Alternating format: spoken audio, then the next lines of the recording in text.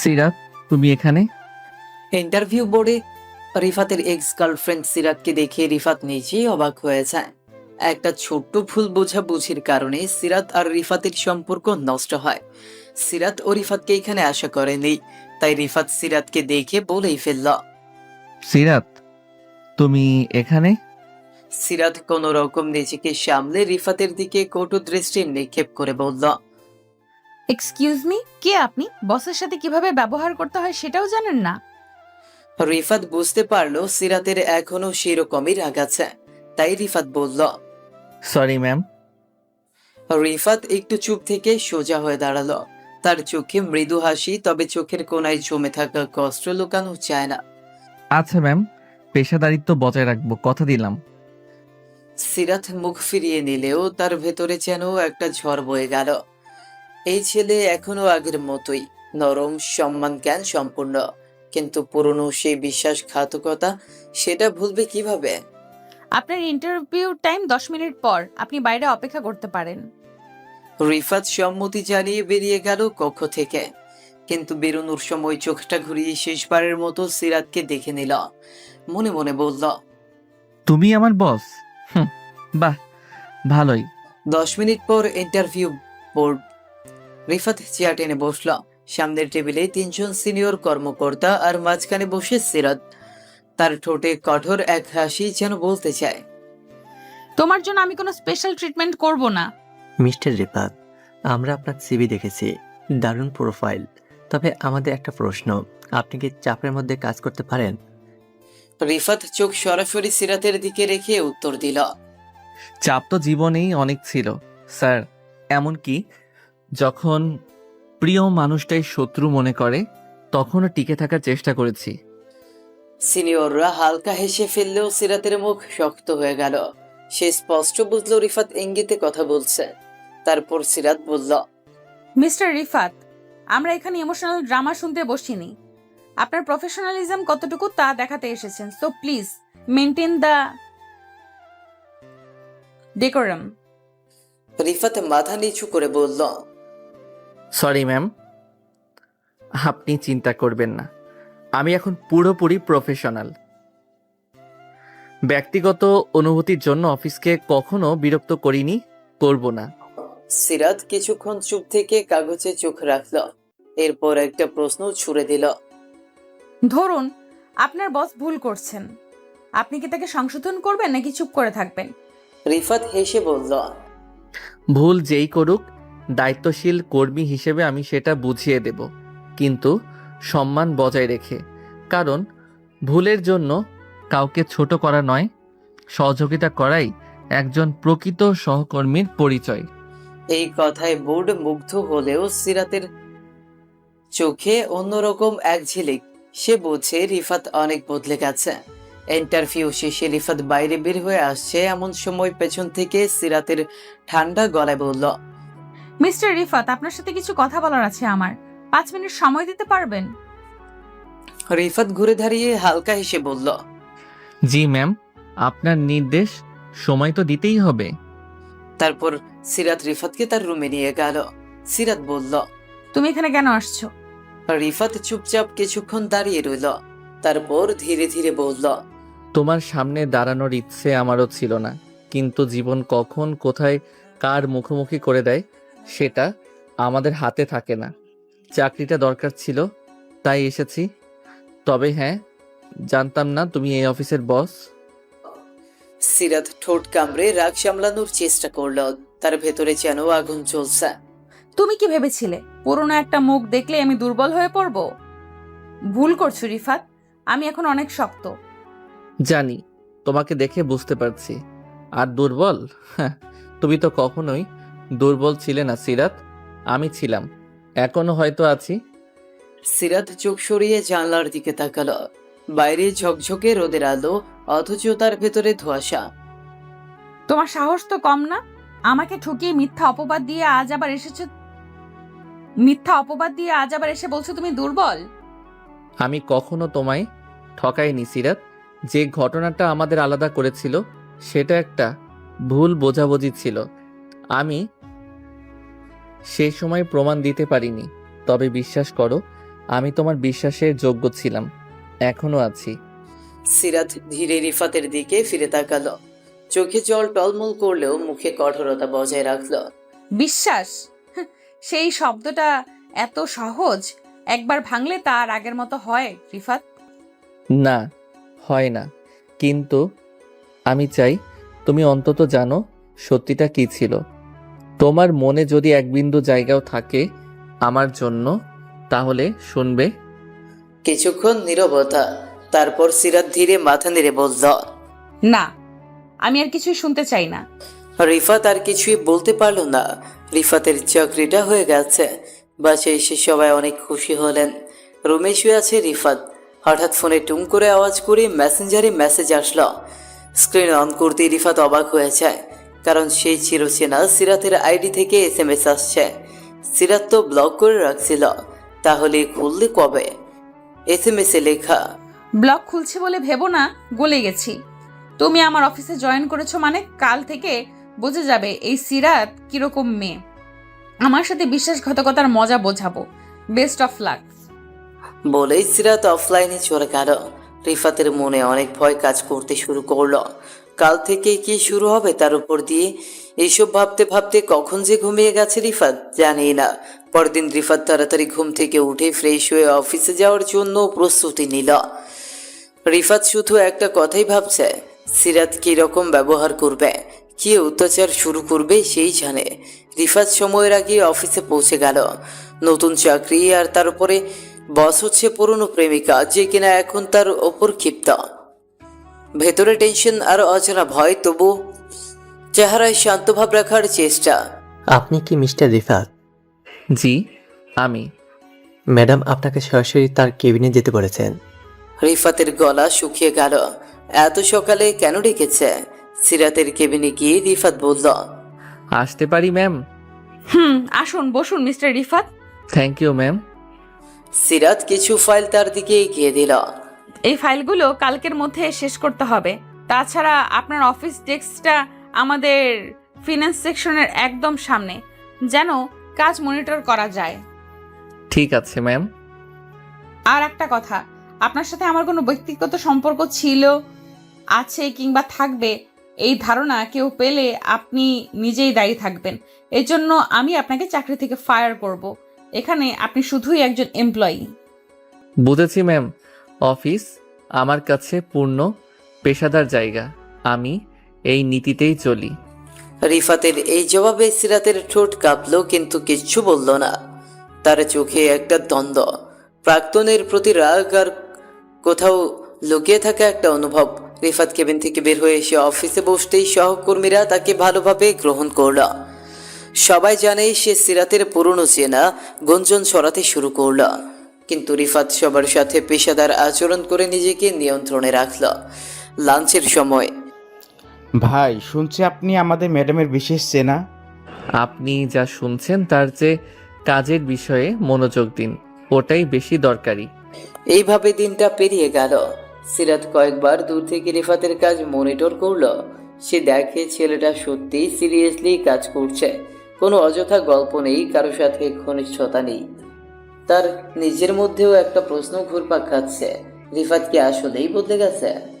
কয়েকদিন পর অফিসে রিফাতের কাজ নিয়ে সিনিয়রদের প্রশংসা শুরু হয়। সিরাজ সেটা দেখে আরো রাগান্বিত হয়, কারণ রিফাতের প্রশংসা সে সহ্য করতে পারছে না। একদিন অফিস শেষে সিরাত একা কেবিনে বসে হঠাৎ রিফাত দরজায় নক করল। ম্যাম, আপনি ডেকেছিলেন? মিস্টার রিফাত, এই প্রজেক্টটা আপনি বানিয়েছেন? এত ভুলে ভরা, এটি কি স্কুলের হোমওয়ার্ক ভেবেছেন? আমি ঠিক করে দিচ্ছি ম্যাম। দয়া করে ঠিক করার আগে শিখে নিন, কর্মক্ষেত্রে আবেগ নয়, অ্যাকুরেসি দরকার। সবার সামনে এমনভাবে কথা বলায় সহকর্মীরা চোখাচোখি করতে থাকে, কিন্তু কেউ কিছু বলে না। রিফাত মুখ নিচু করে বেরিয়ে যায় কেবিন থেকে। পরদিন ক্লায়েন্ট প্রেজেন্টেশনের ছোট্ট একটা ভুল হয়। সিরাজ সবার সামনে কঠিন ভাষায় বলে, মিস্টার রিফাত, আপনি যদি কাজ না বুঝে থাকেন তাহলে বলে দিন, আমি আরেকজন অ্যাসাইন করব। এখানে শেখানোর সময় নেই। ধন্যবাদ ম্যাম, আমি আবার যাচাই করে নেই। একদিন সিরাজ সবাইকে অফিস শেষে যেতে বলে, কিন্তু রিফাতকে ডেকে রাখে। নিঃসঙ্গ অফিস রুমে কাজের অজুহাতে সিরাত বলে ওঠে, তুমি কি এখনো মনে করো তুমি খুব ভালো ছিলে? বিশ্বাসঘাতকতা করে কেউ ভালো হতে পারে? সত্যিটা জানলে তুমি এসব বলতে না সিরাত। কিন্তু ঠিক আছে, তুমি বস, আমি কর্মী। কথাগুলো শুনে যাওয়া আমার দায়িত্ব। তোমার দায়িত্ব ছিল আমার পাশে দাঁড়ানো, সেটা তুমি করোনি। এইভাবে সিরাত যতই পেশাদারি ছলে অপমান কর ততই রিফাত শান্ত থাকে, কিন্তু তার প্রতিটি উত্তর সিরাতকে আরো অস্থির করে তোলে। সে বুঝতে পারে রিফাত পাল্টে গেছে, তার ভেতরে এখনো ভালোবাসা আছে, কিন্তু সেটা সম্মান আর নীরবতার মাঝে। রাতে রিফাত শুয়ে আছে, রিফাতের হাতে একটা চিঠি। চিঠিটা বের করে হঠাৎ মনে হলো 3 বছর আগে রিফাত আর সিরাতের সেই প্রথম দেখা। 3 বছর আগে রিফাতের মনে পড়লো সেই দিনটার কথা, যখন প্রথমবার সিরাতের সাথে তার দেখা হয়েছিল। ঢাকা বিশ্ববিদ্যালয়, এপ্রিল মাসের শেষ সপ্তাহ। আকাশ যেন গোসা করেছে কারো ওপর। হঠাৎ বৃষ্টি নামলো, একেবারে বজ্রসহ ঝড় বৃষ্টি। আকাশ কালো হয়ে এসেছে, রাস্তায় মানুষ দৌড়াচ্ছে, কেউ ছাতা খুঁজছে, কেউ আশ্রয়। লাইব্রেরির সামনে একগাদা ছাত্রছাত্রী বৃষ্টির হাত থেকে বাঁচতে দাঁড়িয়ে আছে। কেউ ভিজছে, কেউ বইয়ের ব্যাগের দিয়ে মাথা ঢাকছে। তাদেরই মাঝে দাঁড়িয়ে আছে একটি মেয়ে, সিরাত। চশমার কাছে বৃষ্টির ফোঁটা জমেছে, হাতে 3-4টি ভারী রেফারেন্স বই এক হাতে ঠেকিয়ে রাখছে যেন না পড়ে যায়। মুখে অস্থিরতা, চোখে অস্বস্তি। সে কিছুটা অদ্ভুতভাবে খুঁজছে আশ্রয়। তখনই সামনে দিয়ে হেঁটে যাচ্ছিল রিফাত। ছেলেটি ইংরেজি বিভাগের মাস্টার্সের ছাত্র। উচ্চতা মাঝারি, গায়ের রং উজ্জ্বল শ্যামলা, কাঁধে ব্যাগ ঝোলানো, এক হাতে ছাতা ধরে ধীরে হেঁটে যাচ্ছিল লাইব্রেরির দিকে। হঠাৎ চোখে পড়ে মেয়েটাকে, অসহায়ভাবে দাঁড়িয়ে, ভেজা চুল আর বইয়ের ওপর বৃষ্টির বিন্দু ঝরে পড়ছে। তারপর রিফাতে গিয়ে গেল। রিফাত ছাতা বাড়িয়ে বলল, এই নিন, বইগুলো নষ্ট হয়ে যাবে। সিরাতে চমকে তাকায়। হঠাৎ কেউ এইভাবে এগিয়ে এসে তাকে সাহায্য করবে ভাবেনি। আপনার ছাতা দিলে আপনিই ভিজে যাবেন। সমস্যা নেই, আমার জ্যাকেট আছে, আর ছেলে মানুষ, ভিজলেও ঠান্ডা লাগবে না। সিরাত একটু ইতস্তত করে তারপর ছাতার নিচে আসে। তারা পাশাপাশি দাঁড়ায়। বৃষ্টি ততক্ষণে আরো জোরে নামছে। পেছনের গাছের ডাল থেকে টুপটাপ পানি পড়ে যাচ্ছে তাদের পাশে। তবুও ধন্যবাদ, আপনি না আসলে বইগুলো আর রক্ষা হতো না। বই ভালোবাসলে বইও ভালোবাসে। একটা হাসি ফুটে ওঠে সিরাতের ঠোঁটে। শীতল আবহাওয়ার মাঝে অদ্ভুত উষ্ণতা। কিন্তু ছাতাটা ফেরত দেব কি করে? আবার যদি কখনো দেখা হয় তখন দিয়ে দিয়েন। একটা মুহূর্ত থেমে থাকে সময়। দুজনেই বুঝে ওঠে না, কিন্তু কিছু একটা বদলেছে। অচেনা অচেনা অথচ আপন। আপনার নামটা জানতে পারি? রিফাত। আর আপনি? সিরাত। খুব সুন্দর নাম। Thank you. বৃষ্টি একটু কমে এসেছে। রিফাত ছাতাটা বাড়িয়ে দেয় সিরাতের হাতে। নিন, আপনি নিয়ে যান, আমি তো খালি হাতে অভ্যস্ত। আবার যদি দেখা হয়? তখন শুধু ছাতা না, চা খাওয়ার দাবিও থাকবে। সিরাত একটু হেসে মাথা নাড়ে, তারপর ধীরে ধীরে হাঁটা দেয় লাইব্রেরির দিকে। রিফাত দাঁড়িয়ে থাকে, বৃষ্টিতে হালকা ভিজে, চুল ভেজা, জামার হাতা স্যাঁতসেঁতে, কিন্তু তার মুখে একটা হাসি, অজানা আনন্দে ভরা। মনে হয় আজকের দিনটা কেমন যেন বদলে দিয়েছে কিছু। তারপর রিফাত ভিজে বাসায় চলে আসে, ভাবতে থাকে সিরাতের কথা। এরপর কেটে যায় 1 সপ্তাহ। এপ্রিলের শেষ দিন পেরিয়ে মে মাস শুরু হয়। গরমে হাঁসফাঁস করছে শহর, কিন্তু রিফাতের মনে এখনও আটকে আছে সেই বর্ষার বিকেল। লাইব্রেরির সামনে ভেজা চুলের এক মেয়ে, সিরাত। ছাতাটাও ফেরত আসেনি। আসবে কিনা সেটা রিফাত জানেও না, তবে সে আশায় আছে, কারণ ওই এক মুহূর্তেই যেন একটা অদ্ভুত সংযোগ তৈরি হয়ে গিয়েছিল, যেটা না বুঝে ভুলে যাওয়া যায় না। রিফাত প্রতিদিনের মতো লাইব্রেরিতে যায়, চুপচাপ বই পড়ে, মাঝে মাঝে জানলার বাইরে তাকায়, খোঁজে সেই মুখ, সেই চশমা যেটা এক বিকেলে ছায়া হয়েছিল তার পাশে। কিন্তু সিরাত আর আসে না। হঠাৎ একদিন লাইব্রেরির করিডোরে বই খুঁজতে খুঁজতে আচমকাই এই যে আপনি ছাতাওয়ালা। রিফাত চমকে তাকায়, তার চোখে মুহূর্তেই আলো খেলে যায়। সিরাত, তুমি না মানে আপনি? আমাকে তুমি করেই বলতে পারেন। তাহলে তুমিও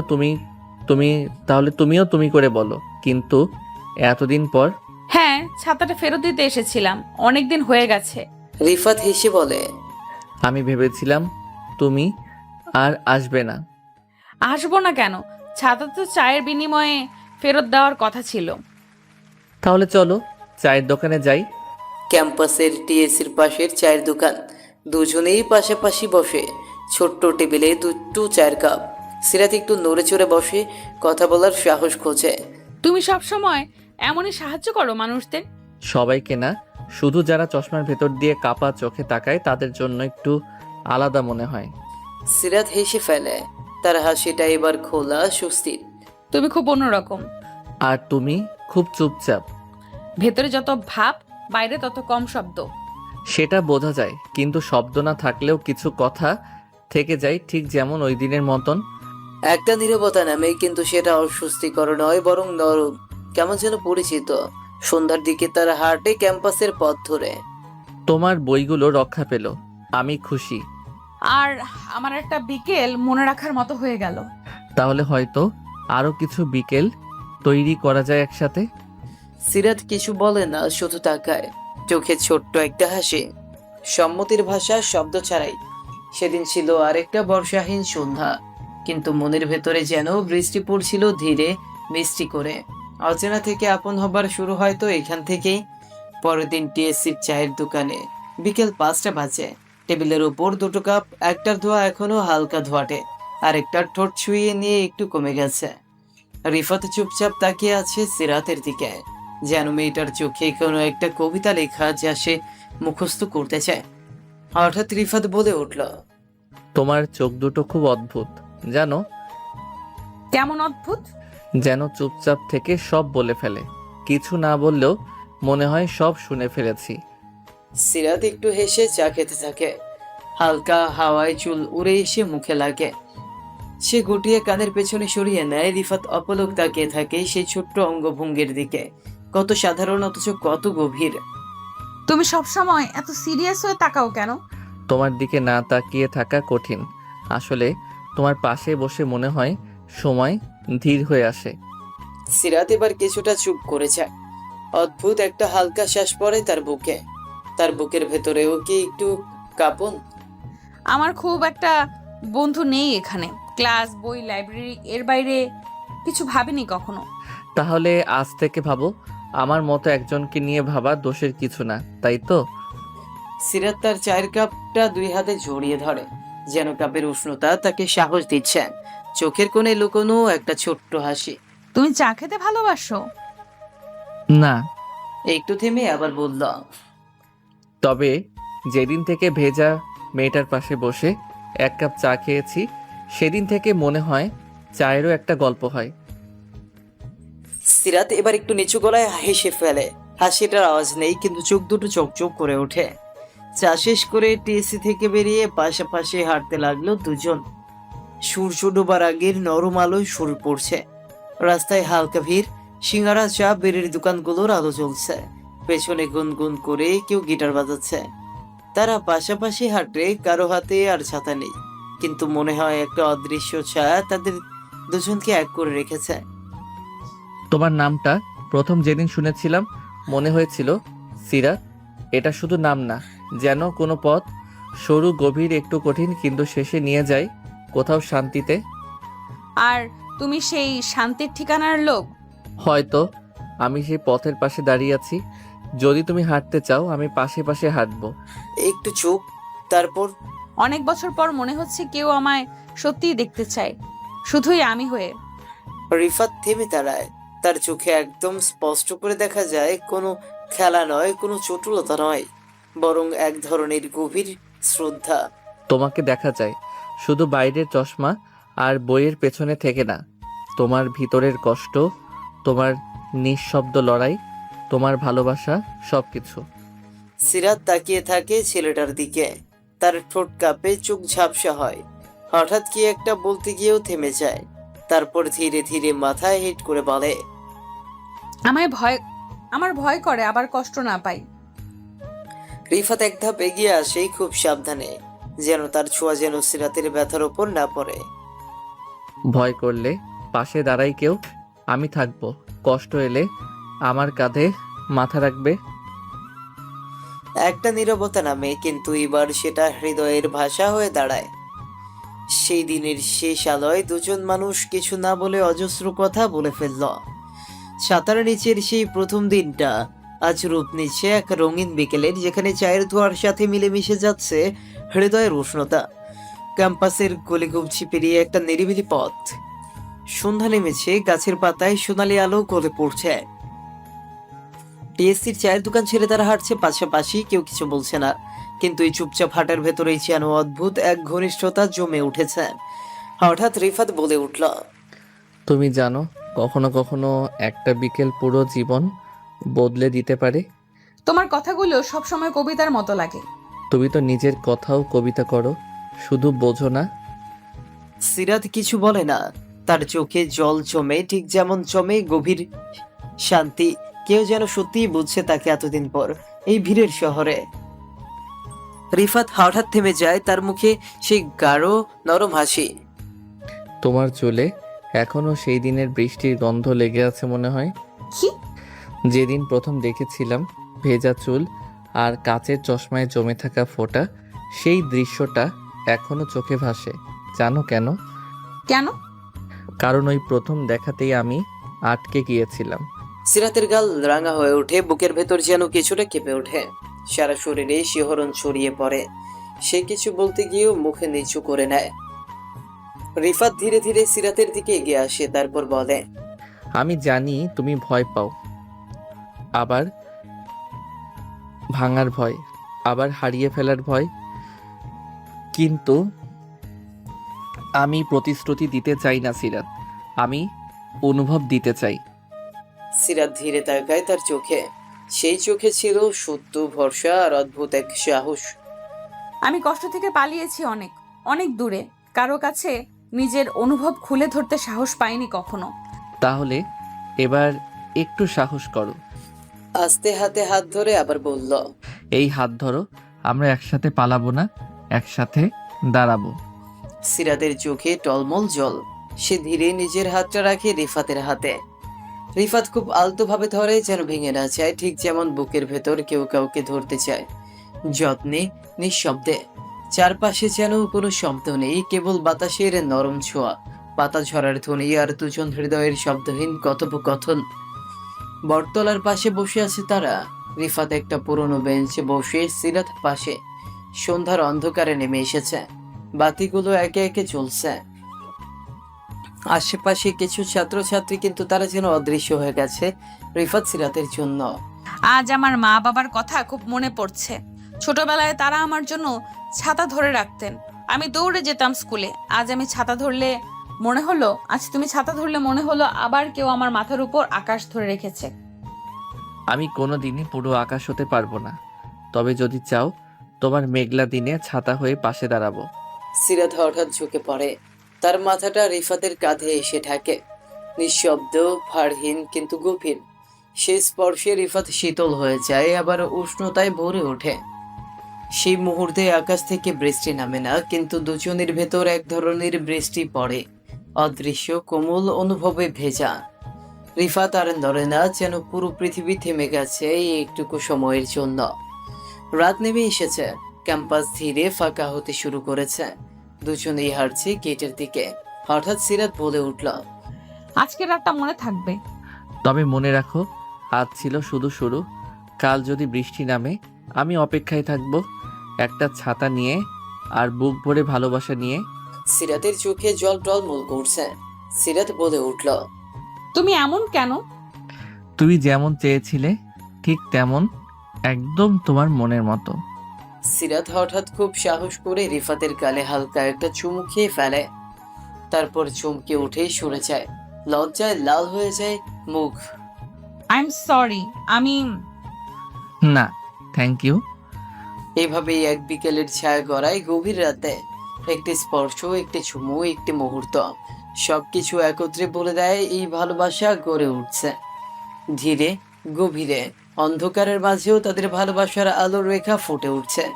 পরের দিন বিশ্ববিদ্যালয়ের হলের পেছনে নিরিবিলি কর্নারে দাঁড়িয়েছে সিরাত। এসে দেয়ালে হেলান দিয়ে, এক হাতে ফোন, অন্য হাতে চা, একটু চিন্তিত, একটু কুণ্ঠিত। আজ রিফাত ডেকেছে খুব গুরুত্ব দিয়ে, আর সেটা সিরাতের বুক ধুকপুক করা বাড়িয়ে দিয়েছে কয়েক গুণ। পেছন থেকে রিফাত এসে দাঁড়ায়। হঠাৎ রিফাত বলে উঠল, অনেকক্ষণ অপেক্ষা করলে। আসতে একটু দেরি হলো, মনে হচ্ছিল তুমি কিছু বলবে, তাই একটু নার্ভাস লাগছে। রিফাত কিছুক্ষণ চুপ করে তাকিয়ে থাকে মেয়েটার চোখে। আজ আর সে কথা গুছিয়ে সাজায় না, আজ হৃদয় নিজেই ভাষা খুঁজে নেয়। রিফাত বলে উঠল, সিরাত, আমি খুব সহজ একটা কথা বলতে চাই, কিন্তু এই সহজ কথাটার জন্যই আমি অনেক রাত ঘুমাতে পারিনি। বলো। যেদিন তোমাকে প্রথম দেখেছিলাম, ভেজা চুলে, বই কোলে, আমি তখনই বুঝেছিলাম তুমি সবার মতো নও। তোমার মধ্যে ছিল এক ধরনের নীরব সৌন্দর্য, যেটা চোখে পড়ে না, হৃদয়ে লাগে। সিরাত চুপচাপ শুনছে, চোখে কুয়াশার মতো পানি জমছে শুরু করেছে। সিরাত ছোট্ট করে বলে উঠল। রিফাত।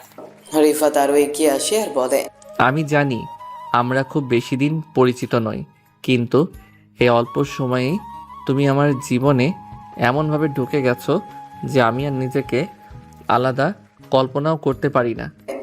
একটু থেমে গভীর গলায় আবার বলল, আমি তোমাকে ভালোবাসি সিরাত, সত্যি ভালোবাসি।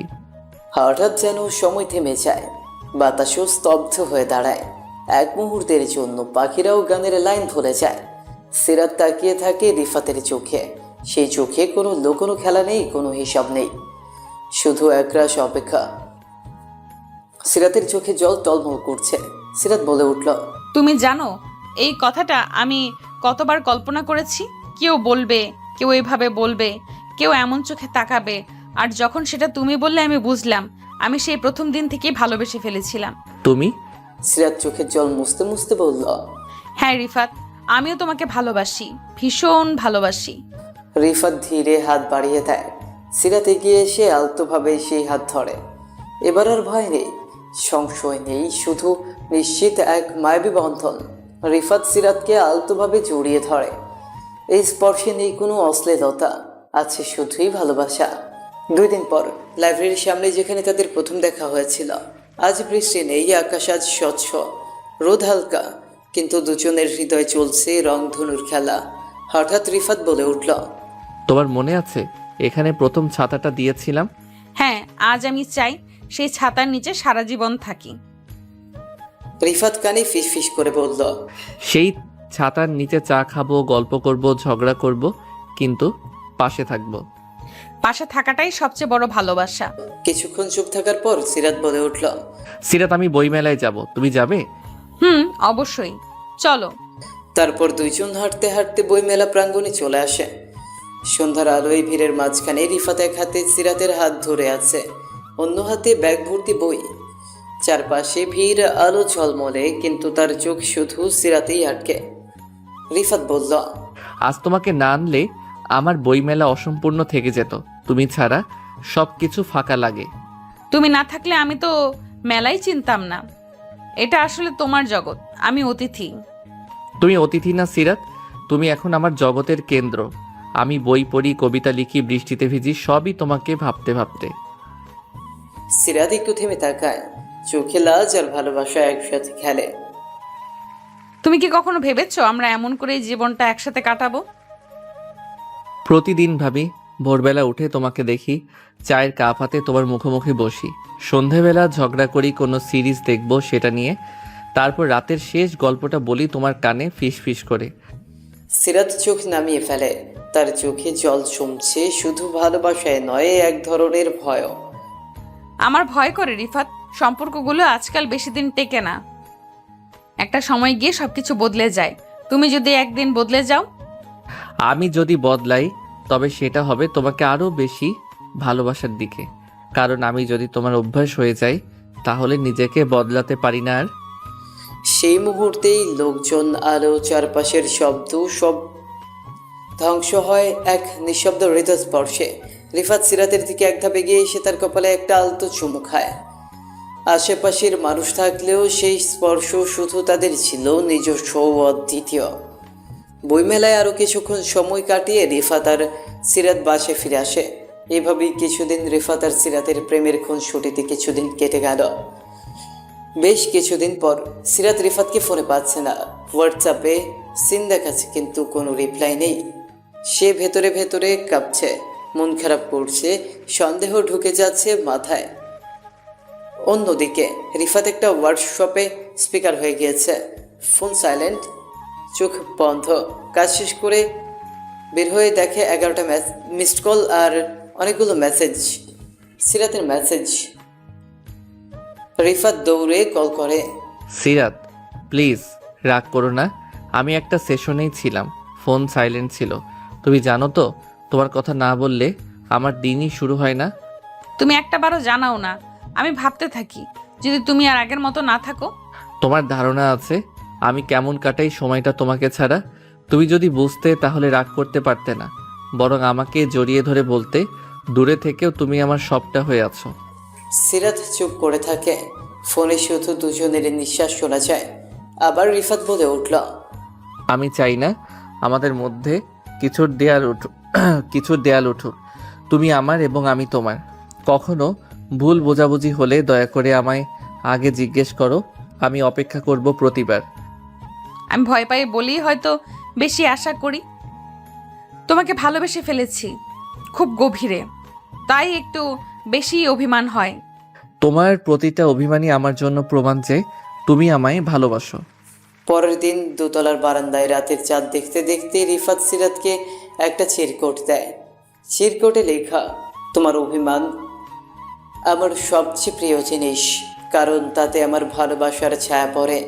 তুমি রাগ করো কিন্তু চলে যেও না, কারণ তুমি না থাকলে আমি থাকলেও থাকি না।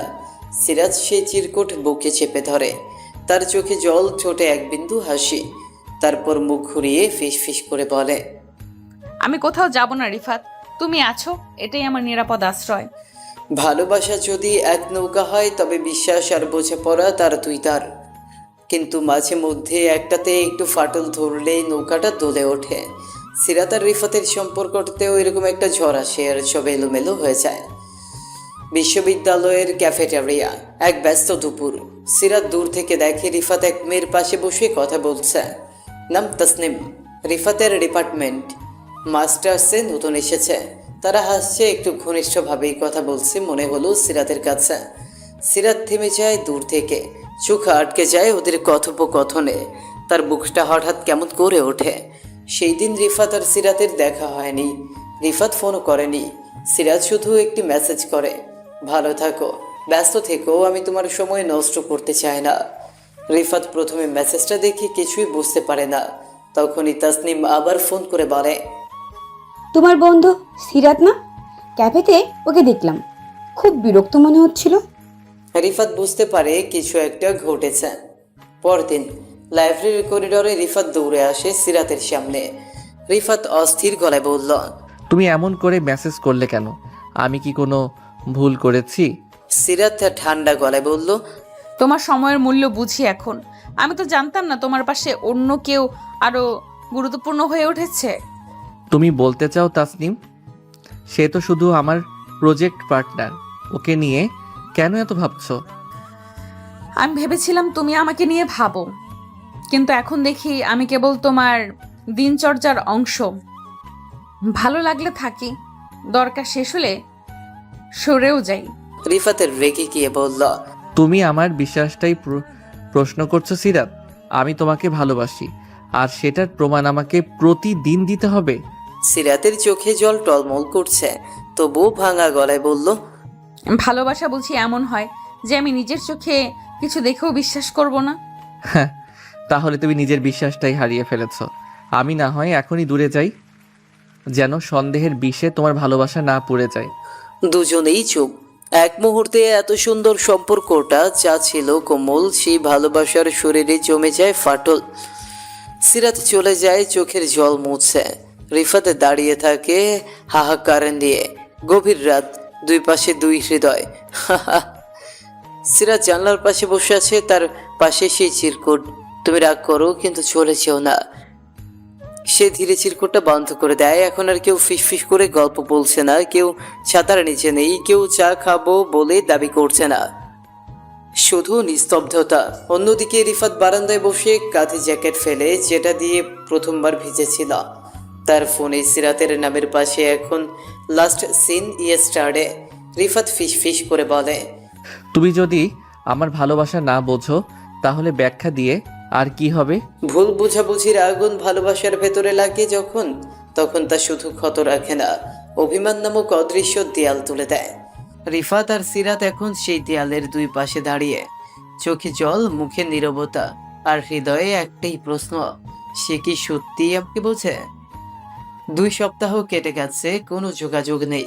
সিরাত আর রিফাত কেউই কোনো যোগাযোগ করেনি। রিফাত প্রতিদিন ফোন হাতে নিয়ে বসে আবার রেখে দেয়। সিরাত চুপচাপ, মুখে কেউ কিচ্ছু টের পায় না, কিন্তু তার চোখের নিচে কালি পড়ে গেছে। বন্ধুরা জিজ্ঞেস করে, সিরাত শুধু হেসে বলে। কিছু কিছু গল্প অপূর্ণই থেকে যায়। অন্যদিকে রিফাত মাঝে মাঝে ডায়েরি লিখে। আজ লিখছে, 19 মে, আজ 2 সপ্তাহ আমি আর সিরাত কথা বলিনি।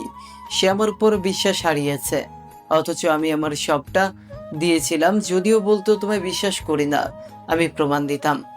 কিন্তু ও বললই না কিছু, শুধু চলে গেল। ভালোবাসা কি এত সহজে ফুরিয়ে যায়, নাকি ভাঙার আগে আমরা একে রক্ষা করার চেষ্টাটাও আর করি না? এভাবেই আরো কিছুদিন কেটে গেল।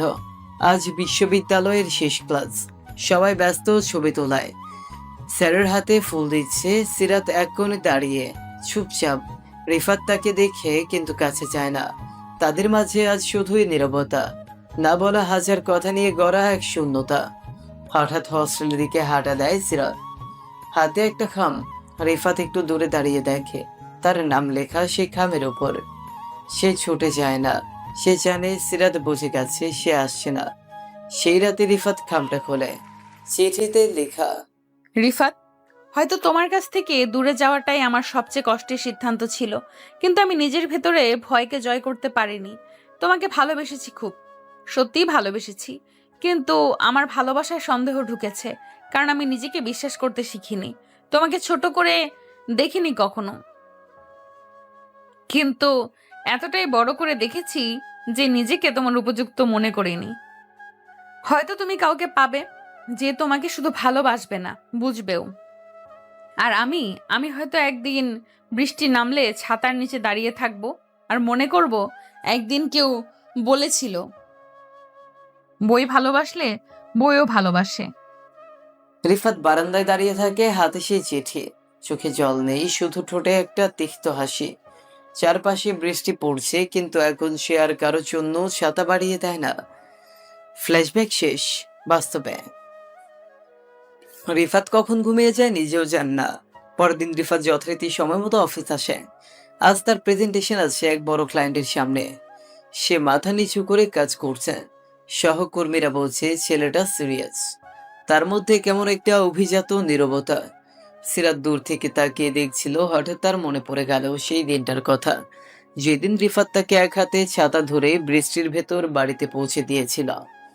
তখন তো সে আর এরকম রাগে ছিল না। ক্লায়েন্ট মিটিং শুরু হলো। প্রেজেন্টেশনের প্রতিটি স্লাইড নিখুঁত। রিফাত আত্মবিশ্বাসের সাথে কথা বলছে। ক্লায়েন্টরা খুশি, বারবার প্রশংসা করছে। Mr. Rifat, I must say, this is was a flawless presentation, very professional. Your company is lucky to have you. এই প্রশংসায় সিরাতের মুখ কিছুটা শক্ত হয়ে গেল। মিটিং শেষ হতেই সবার মুখে একটাই কথা, রিফাত তো দারুণ পারফর্ম করছে। সিরাত কেবিনে ঢোকার সাথে সাথেই ক্লাস টেবিলের উপর রাখা কফির কাপটা ছিটকে ফেলল। সে জানে তার রাগের কারণ রিফাত নয়, বরং নিজের ভেতরের হেরে যাওয়া অনুভূতিটা। রাতের বেলা অফিসের সবাই চলে গেছে, শুধু রিফাত আর সিরাত বাকি। রিফাত কাজ গুছিয়ে চলে যেতে নিচে নামছিল, হঠাৎ লিফটের সামনে সিরাত দাঁড়ানো। এই কাজের প্রশংসা পেয়ে খুব গর্ব হচ্ছে তোমার? না, গর্ব নয়, দায়িত্ব।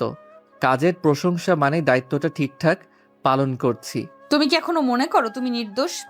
আমি আমার দোষ স্বীকার করতে জানি সিরাত, কিন্তু তুমি কখনো আমাকে সুযোগ দাওনি সত্যিটা বলার।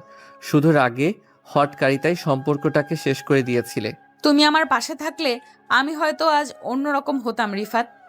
এখনো দেরি হয়নি সিরাত, আমি আজও ভালোবাসি, কিন্তু ভালোবাসা মানে জোর করা নয়। তুমি যদি চাও আমার ভালোবাসা তোমার অপেক্ষায় থাকবে, না চাইলে একটা শ্রদ্ধাশীল দূরত্ব থাকবে। সিরাত কোনো কথা বলল না, তার চোখে জল, মুখে স্তব্ধতা। রিফাত ধীরে ধীরে চলে গেল লিফটে।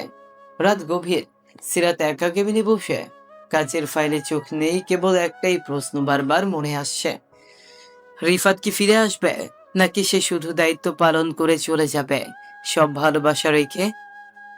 পরের দিন অফিস শেষে সন্ধ্যা নেমেছে শহরের আকাশে।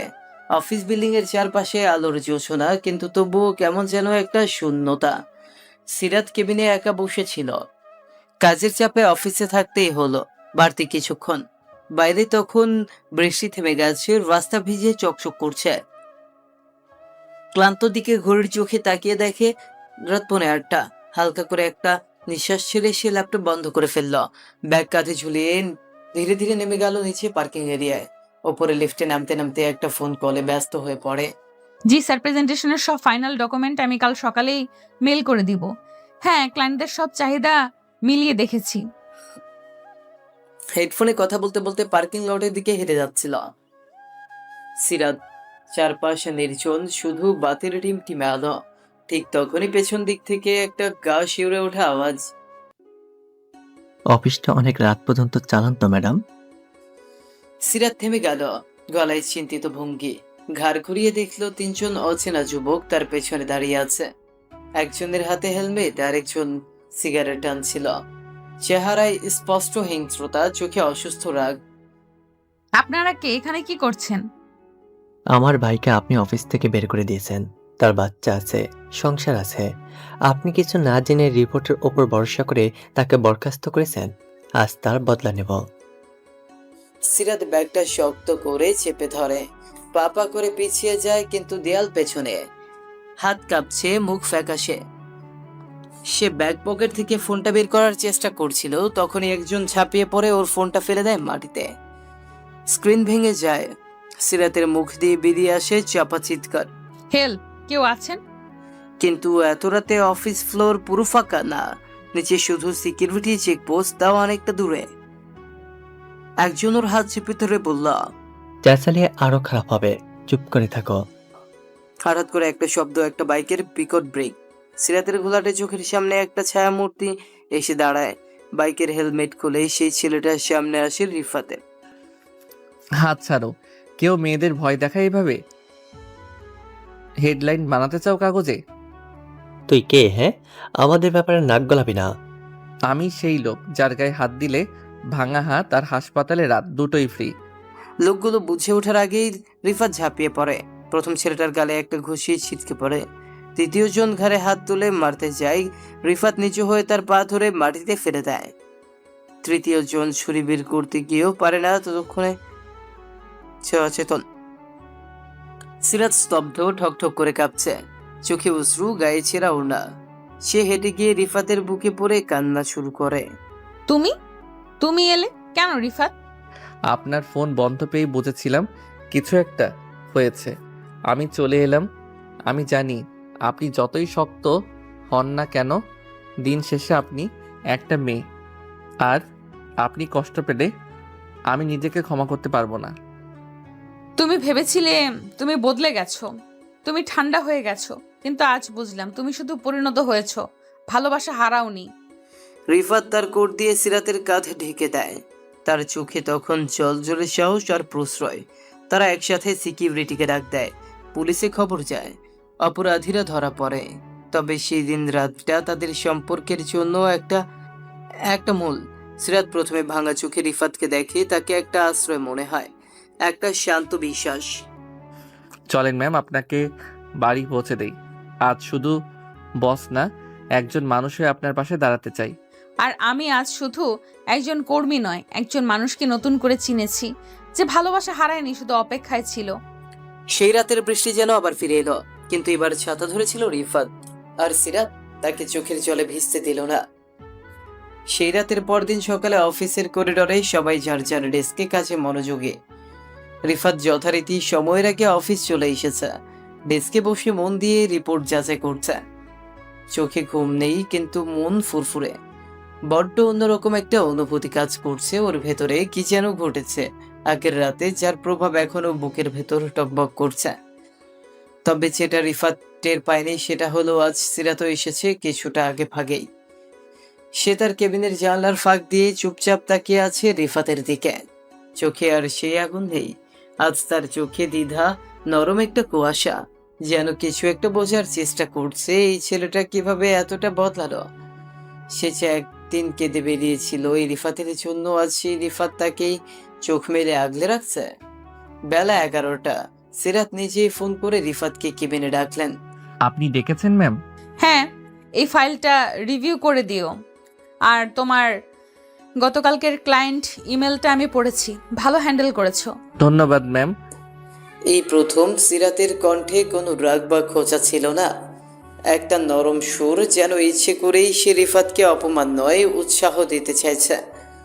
লাঞ্চ ব্রেকে সিরাত ক্যান্টিনে গিয়ে বসে এক কোণে, চোখ ঘুরিয়ে দেখে রিফাত দূরে বসে সালমান আর 2-3 জন সহকর্মীর সঙ্গে খাচ্ছে, হাসছে।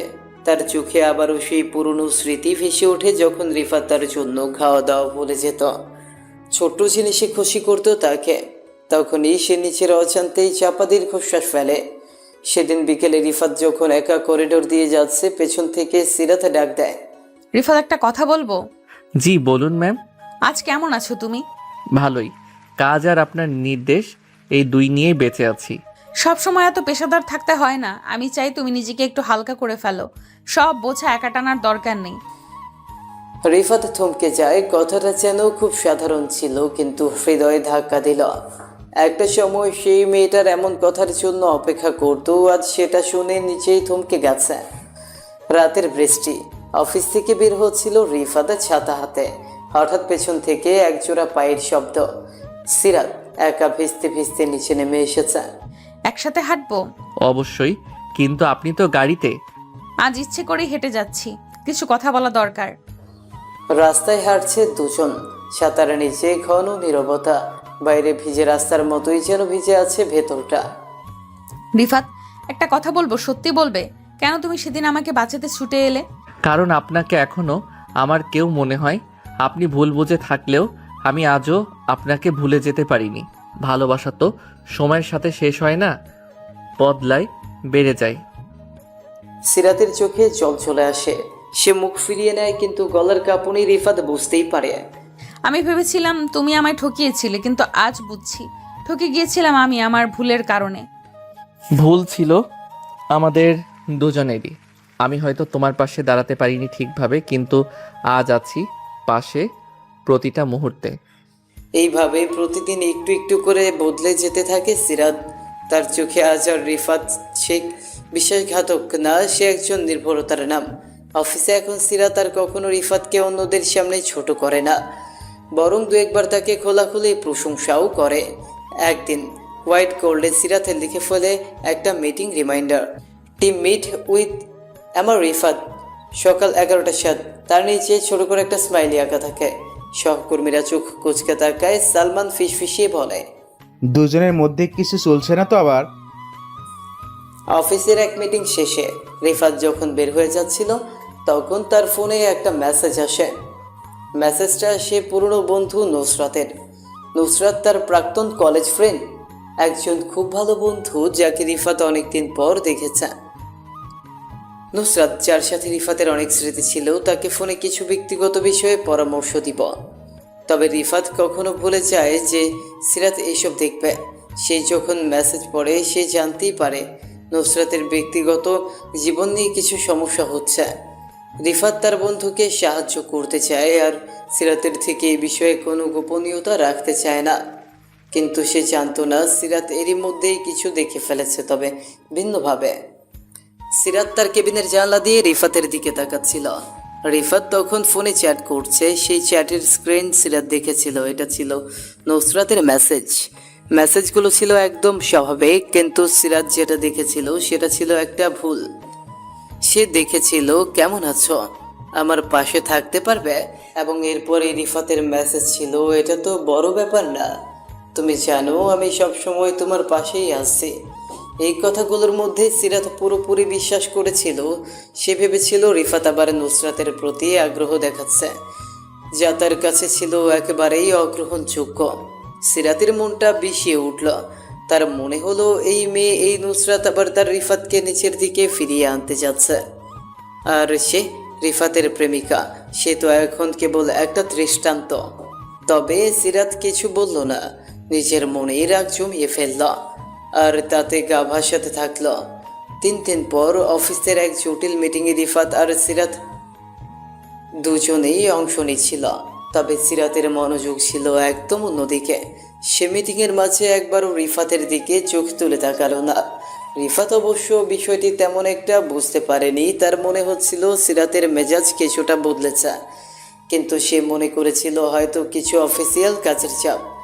অফিস শেষে সিরাত রিফাতকে ডেকে বলল, তুমি আবার কি মেসেজ করেছিলে নুসরাতকে? আমার দিকে তাকিয়ে বলো। তোমার সম্পর্ক কি কেবল ব্যবসার জন্য ছিল? ম্যাম, কি বলছেন এগুলা? নুসরাত একজন পুরনো বন্ধু, শুধু কিছু পরামর্শ দিয়েছিল। কি পরামর্শ? রিফাত, তুমি জানো আমি খুব ভালোভাবে বুঝি তুমি আমার সামনে এসব একেবারেই পারো না। তুমি কি এখনো নুসরাতের প্রতি আকর্ষণ অনুভব করো? আমার সঙ্গে নুসরাতের কোনো সম্পর্ক ছিল না ম্যাম। সবে কয়েকদিন আগে তার ব্যক্তিগত সমস্যা নিয়ে কথা বলছিলাম। আপনি কিভাবে এটা ভুল বুঝলেন? সিরাত কিছু বলল না, শুধু চোখে চোখ রেখে রিফাতের দিকে তাকিয়ে রইল। তবে তার মন ছিল একদম গুলিয়ে গিয়েছিল। তার মধ্যে আতঙ্ক, সন্দেহ আর কষ্টের মিশ্রণ। সে জানতো না রিফাত সত্যি নুসরাতের সঙ্গে কিছু করেছে, কিন্তু তার মন কিছুতেই শান্ত হচ্ছিল না। একটা ভয় কাজ করছিল যে হয়তো রিফাত তাকে ছেড়ে দিবে। এই পরিস্থিতি ক্রমশ আরও খারাপ হয়ে যায়। একদিন সিরাত আর রিফাত একসাথে অফিসে কাজ করতে গিয়ে পরস্পরের থেকে আরো দূরে চলে যায়। সিরাত নিজেকে প্রায় একেবারে বিচ্ছিন্ন ভাবতে থাকে, আর রিফাত অজ্ঞাতভাবে তার ভুল বুঝতে পারেনি। অফিসের সবাই জানতো দুজনের মধ্যে কিছু একটা ঘটেছে, কিন্তু দুজনেই মুখে কিছু বলেনি। তবে ঠিক সেই সময়ে একদিন রিফাত ঠিক করে নেয় এবার সিরাতকে তার পুরো সত্যি বলতেই হবে। সে জানে তাকে যদি সত্যটা না বলে তাহলে সব শেষ হয়ে যাবে। এক সন্ধ্যায় রিফাত সিরাতকে তার অফিসে ডেকে নেয়। রিফাত কিছু সময় নীরব থেকে শেষ পর্যন্ত বলল, সিরাত, তুমি ভুল বুঝেছ। নুসরাতের সঙ্গে আমার কোনো সম্পর্ক ছিল না, আগেও ছিল না, এখনও নেই। ওকে আমি কিছু পরামর্শ দিয়েছিলাম, আর কিছুই নয়। আমি জানি তুমি এটা ভুল বুঝে থাকতে পারো, কিন্তু আমার প্রতি তোমার বিশ্বাসটা আমায় সবচেয়ে গুরুত্বপূর্ণ। রিফাত, আমি সত্যিই মেনে নিতে পারি না। আমি বিশ্বাস করেছিলাম তুমি আমাকে ঠকাচ্ছ। আজও মনে হচ্ছে তুমি সেদিন আমাকে একা ছেড়ে চলে যেতে চেয়েছিলে। আমি জানি আমি তোমার বিশ্বাস ভেঙেছিলাম, কিন্তু আমি এখনও তোমায় চাই। সিরাত, বিশ্বাস করো, তুমি আমার কাছে সব কিছু। নুসরাতের সঙ্গে কোনো কিছু ছিল না, এটা আমি তোমাকে শতবার বলবো। আমি জানি তুমি যা ভাবছিলে সেটা কষ্টদায়ক ছিল, কিন্তু আমি তোমার সাথে ছিলাম। এই কথাগুলো সিরাতের হৃদয়ে গভীরভাবে আঘাত করলো, কিন্তু তবুও সে জানলো এটি তার নিজের ভুল ছিল। সে এবার রিফাতের দিকে তাকালো আর নিজের অস্থিরতা ও অহংকারকে অবশেষে সঙ্গী করে তাকে স্বীকার করলো। আমি তোমাকে বিশ্বাস করতে চাই রিফাত। বলেই সিরাত সেখান থেকে কাঁদতে কাঁদতে চলে গেল। রিফাতের কথাগুলো সিরাতের মনে সুনামির মতো আছড়ে পড়ছিল। তুমি ভুল বুঝেছ, এই কথাটা যেমন শান্তির তেমনই লজ্জারও। সে এখনো অফিস ডেস্কে বসে। রিফাত চলে গেছে। ঘড়ির কাঁটা রাত 8টা ছুঁই। পুরো অফিস ফাঁকা, আলো নিভে এসেছে। শুধু কেবিনের ভেতরের আলোর নিচে মুখটা ঢেকে কাঁদতে কাঁদতে বসে আছে সিরাত। তার বুকের ভেতর যেন একটা পাথর চেপে বসে আছে। সিরাতের মনের ভেতর, আমি রিফাতকে বিশ্বাস করতে পারিনি। আমি ওর চোখের ভাষা বুঝতে পারিনি। আমি শুধু দূর থেকে দেখে সব ভেবে নিয়েছিলাম। ও বলেছিল পাশে থাকবে নুসরাতের, আর আমি ভেবেছি সে আমায় ছেড়ে চলে যাবে। কিন্তু এখন আমি বুঝতে পারছি আমি ভুল করেছি। ওর মুখের সেই শান্ত ভঙ্গিটা, চোখের নিচে জমে থাকা ক্লান্তির রেখা, সবই বলছে সে আমার জন্যই লড়েছে। আমি কি ওকে খুব কষ্ট দিয়েছি? চোখের কোণে জমে থাকা অশ্রু এবারে নেমে আসে। তার ঠোঁট ফাঁক হয়ে ওঠে, বুকটা যেন ছিঁড়ে যাচ্ছে। রাত কাটিয়ে সকালে সিরাত অফিসে আসে, মুখে পরিপাটি হাসি, পেশাদার ছোঁয়া, কিন্তু চোখে লুকানো লাল ভাব আর ভেতরের অস্থিরতা কিছুতেই ঢাকা পড়ে না। রিফাত যথারীতি আগের মতোই কাজে মনোযোগী। সিরাত দূর থেকে তাকায় মাঝে মাঝে। সে খেয়াল করে সিরাত আজও আমায় আগের মতো কোনো অভিযোগ নেই, কোনো প্রত্যাবর্তনের দাবি নেই। সে শুধু কাজ করে যাচ্ছে। একবার যখন তারা কনফারেন্স রুমে ফাইল শেয়ার করছিল, সিরাত ভুল করে একটা ডকুমেন্টে ভুল স্লাইড বসায়। রিফাত সেটা দেখে কিছু না বলে চুপচাপ ঠিক করে ফেলে। সিরাত মুখ নিচু করে বলে, thank you. No problem ma'am. এই স্বাভাবিক উত্তরে সিরাতের বুকটা কেঁপে ওঠে। এটা সেই রিফাত যে আগে ওর দিকে তাকিয়ে দিনের আলো খুঁজে নিত। এখন সে চোখ নামিয়ে নম্রভাবে সরে যাচ্ছে। সেদিন সন্ধ্যায় সিরাত তার বাসায় একা বসে পুরনো একটা ডায়েরি খুলে বসে। সেখানে রিফাতের হাতে লেখা চিঠি ছিল, যেটা ও একসময় দিয়েছিল। তুমি যদি কখনো মনে করো আমি তোমার পাশে নেই, চোখ বন্ধ করে বিশ্বাস করো আমি ঠিক পাশেই আছি। হয়তো নীরব, হয়তো দূরে, কিন্তু আমি আছি। এই শব্দগুলো পড়তেই বুকটা হাহাকার করে ওঠে। আমি কিভাবে এতটা সন্দেহ করলাম রিফাতকে? ও আমায় ঠকায়নি। ও শুধু একজন বন্ধুর পাশে দাঁড়িয়েছিল, আর আমি নিজের হিংসা আর অহংকারে ওকে ছুড়ে দিয়েছিলাম ভুলের মধ্যে। আমি আমি যদি ক্ষমা চাইতাম, যদি ওকে জড়িয়ে ধরে বলতাম, রিফাত আমি এখনো তোমায় ভালোবাসি। অফিসে লাঞ্চ ব্রেকে সিরাত সাহস করে রিফাতকে এক পাশে ডাকে। রিফাত, কিছু বলার ছিল, যদি একটু সময় পাও। বলুন ম্যাম। আমি হয়তো ভুল বুঝেছিলাম নুসরাতকে নিয়ে। আমি তোমার চ্যাটগুলো, কথাবার্তা, কিছু কিছু জিনিস দেখে ভেবেছিলাম তুমি হয়তো আমার প্রতি সৎ না, কিন্তু এখন বুঝছি আমি তোমার প্রতি অবিচার করেছিলাম। ভুল বোঝা হতে পারে সিরাত, কিন্তু আমি তোমায় কখনো ঠকাইনি। তুমি যা কিছু দেখেছিলে সেটা আমি লুকাইনি, কারণ আমি জানতাম তুমি বিশ্বাস করবে, কিন্তু হয়তো আমি তোমার সেই বিশ্বাসটা ধরে রাখতে পারিনি। না রিফাত, আমি তোমার সেই বিশ্বাসকে অন্ধ করে দিয়েছিলাম আমার সন্দেহ দিয়ে। আমি আমি এখনো তোমায় ভালোবাসি রিফাত। আমি হয়তো সবটা ভুল করেছি, কিন্তু আজ যদি ক্ষমা করে দাও। এই মুহূর্তে রিফাত চুপ করে থাকে। সে কিছু বলে না, তবে তার চোখের জল আর ঠোঁটের কোণে হালকা হাসি স্পষ্ট বুঝিয়ে দেয় তার হৃদয়ের জায়গাটা এখনো সিরাতের জন্যই খালি হয়নি। সে ধীরে ধীরে বলে, আমরা সবাই ভুল করি সিরাত, কিন্তু সেই ভুল থেকে ফিরে আসতে পারাটাই ভালোবাসা। একটি বিকেলের আলোয় অফিসের সাথে দাঁড়িয়ে দুইজন মানুষ, একজন অনুতপ্ত, একজন ক্ষমাশীল। তাদের মাঝে ভাষা নেই, শুধু চোখের ভাষা। একটা ভুল বোঝা, একটা অশান্তি, একটা ভাঙা বিশ্বাস, সবকিছু পেরিয়ে তারা আবার একে অপরকে খুঁজে পেতে শুরু করেছে। এটাই ভালোবাসার পরিণতি, হৃদয়ের ভুলগুলো বোঝা আর মাফ করার সাহস রাখা। একদিন হের অফিস থেকে আসে একটি ইমেল। একটি গুরুত্বপূর্ণ প্রজেক্ট এসেছে, যা কোম্পানির জন্য বড় সুযোগ। টপ লেভেল ম্যানেজমেন্ট সিদ্ধান্ত নেয় এই প্রজেক্টের দায়িত্ব থাকবে সিরাত ও রিফাতের ওপর। প্রথমে সবাই অবাক, সিরাত নিজের সম্মতি দেয়, কারণ সে চায় রিফাতের সাথে কাজ করে বুঝতে আজকে রিফাত কেমন। আর রিফাত, সে প্রস্তুত, কারণ তার কাছে সিরাতের পার্সোনাল থেকে কাজ করা একটা সুযোগ, আবারও সুযোগ করা।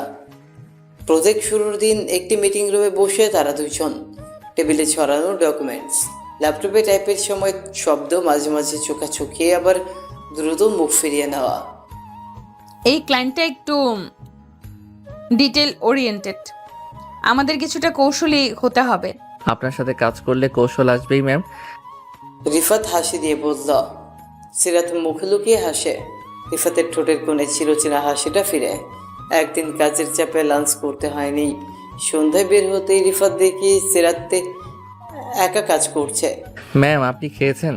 না, অনেক কাজ, খেয়ালই করিনি। চলুন নিচে একটু চা খেয়ে আসি, কাজের জন্য শক্তি দরকার। সিরাত একটু দ্বিধায় পড়ে, কিন্তু অবশেষে মাথা নাড়ে। নিচের ক্যান্টিনে গিয়ে দুজনে এক টেবিলে বসে।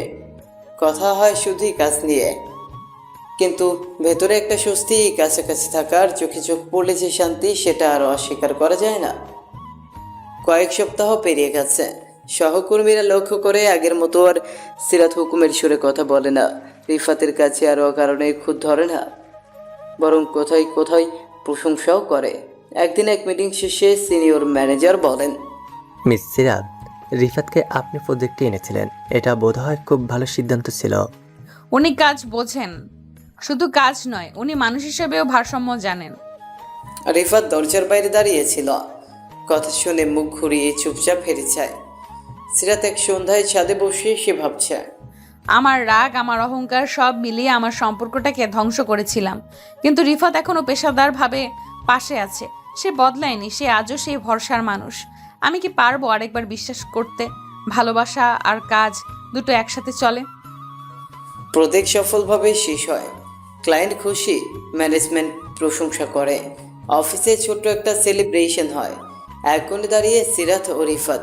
সিরাতের কণ্ঠে এক অদ্ভুত কোমলতা এনে বলে, এই সফলতায় তোমার অবদান সবচেয়ে বেশি রিফাত, থ্যাংক ইউ। তুমি পাশে ছিলে বলেই পারলাম সিরাত। এই প্রথমবার ম্যাম স্যার নয়, তারা একে অপরের নাম ধরে রাখে। এটা একটা ছোট পদক্ষেপ কিন্তু গভীর। তাদের সম্পর্ক এখনো কোনো নাম পায়নি, কোনো সংজ্ঞা নয়, কিন্তু ভেতরে ভেতরে তা গড়ে উঠছে বিশ্বাস, সম্মান আর বোঝাপড়ার ভেতরে। প্রজেক্ট শেষে অফিসে এক ধরনের হালকা ভাব, সবাই খুশি, কিন্তু রিফাত আর সিরাতের মধ্যে যেন এক নীরব আকর্ষণ ঘোরাফেরা করছে। কারো মুখে প্রকাশ নেই, কিন্তু চোখে চোখ পড়লেই একটা নিঃশব্দ ভাষা স্পষ্ট বোঝা যায়। সেদিন হঠাৎই বিকেলের দিকে বৃষ্টি নামে। অফিস ছুটির সময় হলো, কিন্তু অনেকেই থেকে গেছে, কেউ ছাতা আনেনি। সিরাত জানলার পাশে দাঁড়িয়ে কফির কাপে ধোয়া উঠছে। পাশে এসে দাঁড়ায় রিফাত। বৃষ্টিটা আজ কেমন যেন শান্ত, তাই না? ঠিক তোমার মতো। আগে এতটা চুপচাপ ছিলে না তুমি। রিফাত হেসে বলল। তুমি বদলে দিয়েছো আমাকে। সিরাত থমকে যায়, রিফাত আবার বলে, ভালোবাসা মানুষকে শান্ত করে দেয়। আমি সেই ভালোবাসা একবার পেয়েছিলাম, হয়তো আজও পাই, শুধু নাম নেই। ভালোবাসার নাম দেওয়া লাগে না সব সময়, অনুভবটাই যথেষ্ট, যদি সেটা সত্যি হয়। দুজনেই তখন জানলার পাশে দাঁড়িয়ে। বাইরে বৃষ্টি, ভেতরে চুপচাপ কাঁপা কাঁপা হৃদয়। একসময় সিরাত ধীরে ধীরে বলে ওঠে। রিফাত কিছু বলে না, শুধু তার দিকে তাকিয়ে থাকে। সে চোখে দুটোতে যেন এক চিরচেনা আকুতি। এক অফিসিয়াল ট্যুরে যেতে হয় ঢাকার বাইরে। রিসোর্টে রাতের দিকে একটা বনফায়ার, সহকর্মীরা গান গায়, কেউ গিটার বাজায়। সিরাত একটু দূরে বসে হালকা শীতে কাঁপছে। সরি, আমার কাছে অতিরিক্ত শাল নেই, কিন্তু আমার কোটটা নিতে পারো? সিরাত একটু অবাক, তারপর কোটটা নিয়ে নিজের কাঁধে জড়ায়। রিফাতর পাশে এসে বসে। আগে হলে তোমার কোটটা জোর করে ফেলে দিতাম। আর এখন? সিরাত ধীরে বলে, এখন বুঝি কিছু ভালোবাসা ফিরে পেতে সময় লাগে, কিন্তু যদি সত্যি হয় তা কখনো ফুরায় না। সেই রাতে রিসোর্টের খোলা আকাশের নিচে তারা দুইজন কেবল নীরবে পাশাপাশি বসে থাকে। কেউ কিছু বলে না, কিন্তু মনে মনে তারা অনুভব করে পুরনো সেই ভালোবাসা আবার জেগে উঠছে। প্রতিদিনের অফিস এখন যেন একটু সহজ, একটু মিষ্টি। সিরাত মাঝে মাঝে নিজে থেকেই রিফাতের ডেস্কে এসে বলে, আজ কফি বানাচ্ছি আমি, এক কাপ লাগবে? রিফাত হাসে, মাথা নাড়ে। সহকর্মীরাও দেখে সিরাত আর আগের মতো কঠিন নয়। তার চোখে একটা উজ্জ্বলতা, মুখে এক নরম হাসি।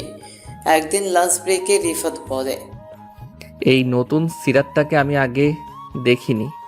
এই সিরাটটা ছিল, তুমি কখনো খেয়াল করনি। আমি শুধু রাগ আর ভুল বুঝাবুঝিতে নিজেকে আড়াল করেছিলাম। এখন যদি বলি আমি আবার তোমার সেই হাসিটা চাই? তুমি পেলে আমি দেব না এমন কিছু নেই। একদিন অফিস শেষে দুজনে একসাথে এসে খেয়েছ। আকাশে পূর্ণিমা, চারপাশে শুনশান। তুমি এখনো আমাকে ভালোবাসো, তাই না? রিফাত এক পায়ে গিয়ে এসে বলে, তোমার নাম নেই না, কিন্তু প্রতিটা নিঃশ্বাসে তুমি থাকো। সিরাত ধীরে ধীরে রিফাতের হাত ধরে, তারপর বলে, আমার আর তোমার মাঝে এখনো অনেক কিছু আছে, কিন্তু যদি তুমি বাসা থাকো আমি সব ভরসা করে সামনে হাঁটতে পারি। তাহলে শুরু হোক আবার নতুন করে, কিন্তু এবার আমরা দুজনেই পেশাদার, আর তার ভেতরে লুকিয়ে থাকা হৃদয় দিয়ে ভালোবাসবো। চাঁদের আলোয় তাদের হাতে হাত, চোখে চোখ, একটা গভীর নিঃশব্দ প্রতিজ্ঞা। ভালোবাসা ফিরেছে, এবার আর কোনো ভুলে হারাবে না। রিফাতের পরিবার জানে সে নতুন অফিসে জয়েন করেছে, তবে সিরাজ সম্পর্কে এখনো কিছুই জানে না। মা প্রায় বলে, তোর বয়স তো কম হলো না রে বাবা, একটা ভালো মেয়ে দেখিস। আমি তো ভাবি তোর অফিসেই কেউ পছন্দ করে বসে আছে কিনা। রিফাত হেসে এড়িয়ে যায়। তবে মন বলছে মায়ের সামনে একটা দিন এ অফিসের ম্যামকে নিয়েই দাঁড়াবে। সিরাতের বাবা একজন অবসরপ্রাপ্ত সরকারি কর্মকর্তা, বড় ধাঁচের মানুষ। তিনি আজও চান সিরাতের জীবন হোক একেবারে পারফেক্ট। সিরাত মুখে কিছু বলে না, কিন্তু রাত্রে একা নিজের ঘরে বসে রিফাতের সঙ্গে ভিডিও কলে কথা বলে চোখের কোণা ভিজে যায়। রিফাত, তুমি কি ভাবো আমরা পারবো সবকিছু ঠিক করতে? তুমি পাশে থাকলে আমি কিছুতেই হারবো না। আমি চাই একদিন তোমার বাবা আমাকে দেখে গর্ব অনুভব করুক।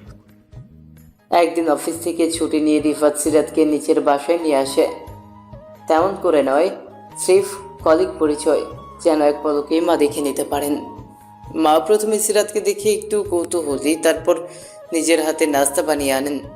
তুমি তো খুব গোছানো মেয়ে মনে হচ্ছে। তোমার মতো কেউ হলে তো আমার ছেলেটার জীবনটা সত্যিই গুছিয়ে যাবে। সিরাত লাজুক হেসে বলে। আপনার ছেলের কাছ থেকেই গুছিয়ে চলা শিখেছি। রিফাত পাশ থেকে মৃদু হাসে, কিন্তু চুপ থাকেন। সেই হাসি ছিল একরকম ধন্যবাদ সিরাতকে। রিফাত সিদ্ধান্ত নেয় একদিন সিরাতের বাবা মায়ের সামনে গিয়ে তার প্রস্তাব রাখবেই। সে চায় না কোনো গোপনীয়তা থাকুক। একটা ছুটির দিনে রিফাত গিয়েছিল সিরাতের বাড়ি।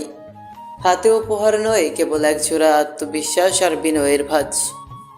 তোমার সাহস হয়েছে আমাদের সামনে আসার? স্যার, সাহস নয়, দায়িত্ব।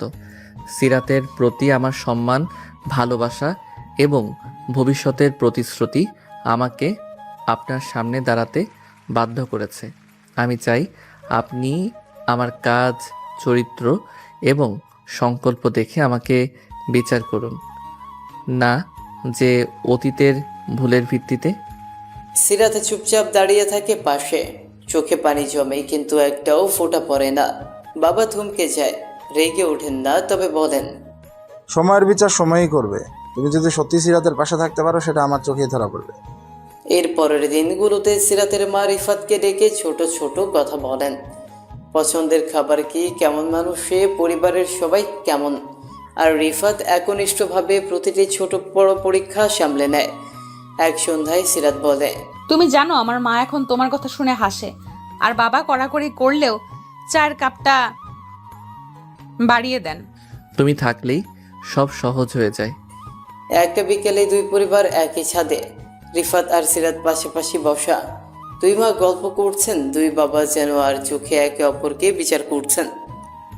হঠাৎ সিরাতের বাবা বলেন, রিফাত, তোমার জন্য একটাই সত্য, আমার মেয়েকে কখনো কাঁদতে দিও না।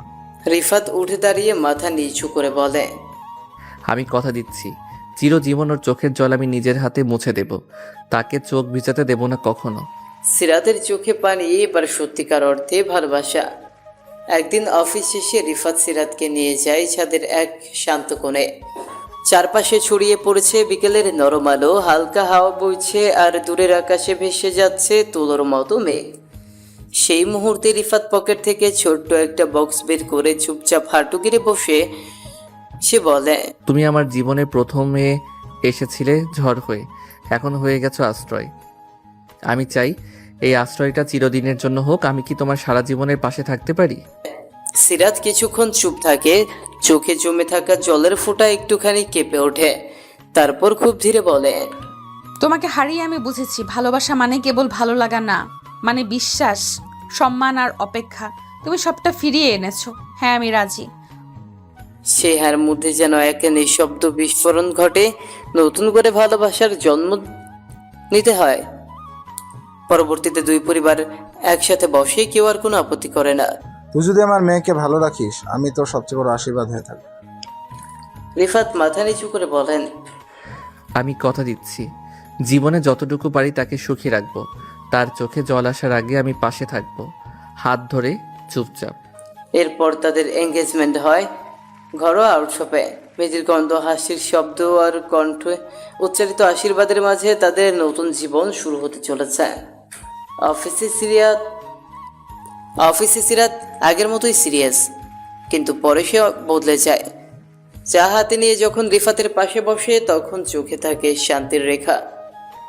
এক সন্ধ্যায় রিফাত বলে, তুই জানো, অফিসে যখন তুমি ধমক দাও তখন আমি ভাবি এই মেয়েটা আমার, যে জীবন সাজিয়ে চলে আর আমায় গুছিয়ে রাখে।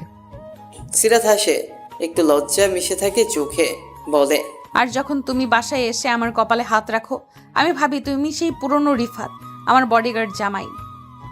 এক বিকেলে তারা চায়ের দোকানে বসে। সিরাত বলে, আমাদের সন্তানকে আমি একদিন বলবো তার বাবা একসময় আমার অফিসে চাকরি করত, আর এখন সে আমার জীবনের সবচেয়ে বড় ভরসা। আজকের দিনটা শুধু আমাদের।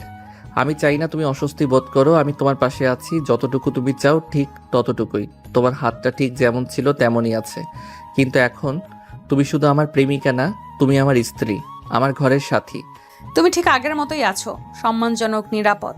তুমি জানো এতদিন আমি ভয় পেতাম, ভালোবাসা মানেই হয়তো অধিকার, কিন্তু আজ বুঝি ভালোবাসা মানে শ্রদ্ধা। তুমি সেটা শিখিয়েছো আমাকে। জানো, আমি প্রতিদিন তোমার পাশে ঘুমিয়ে ঘুম ভাঙাতে চাই। এই সংসারে যদি কোনো কিছু তোমাকে কাঁদায়, আমি তার বদলা নেব, even if it's just an onion. তুমি শুধু ঘুম ভাঙাও না, আমায় প্রতিদিন নতুন করে ভালোবাসো। তোমার হাস্যরস আগের মতোই, বাচ্চাদের মতো। ভালো লাগলেই তো হলো। রানীর প্রতি আমার ভালোবাসা বাড়ছে মিনিটে মিনিটে। কিন্তু ভালোই লাগে। আজকে কিছু বলো না, শুধু আমি তোমার পাশে থাকি। আজ তুমি সারাদিন ব্যস্ত ছিলে, কিন্তু আমি তোমার দৃষ্টি খুঁজেছি বারবার। আমি যত ব্যস্তই থাকি, আমার চোখের কোণে তুমি সব সময় থাকো। ভিজতে দাও না, আমাদের ভালোবাসার মতো এই বৃষ্টিটাও হয়তো আজ পুরোপুরি